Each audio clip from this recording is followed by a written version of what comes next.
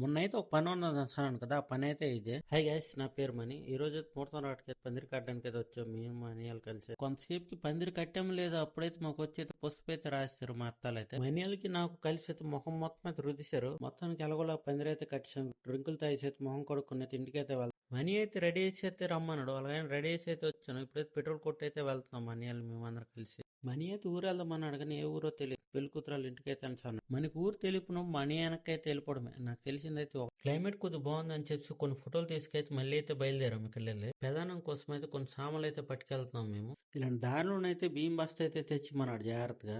చూస్తే దారి అయితే బుర్రపాడు అనిపించింది. కొంత దూరం వచ్చింది, బియ్యం బస్తా అయితే పడిచాను కింద. నేను విలేజ్కి వస్తే ఇలా వస్తుందని నాకు తెలియదు. చూడడానికి ఎలా ఉంది పరి. నీ ఊరు తెల్లగా అనిపించిందని సరదా తిరిగి చాలా బాగా సరదా తీరింది. ప్రసాదం మాకు ఇలా బుక్ చేస్తామని అనుకోలేదు మేము.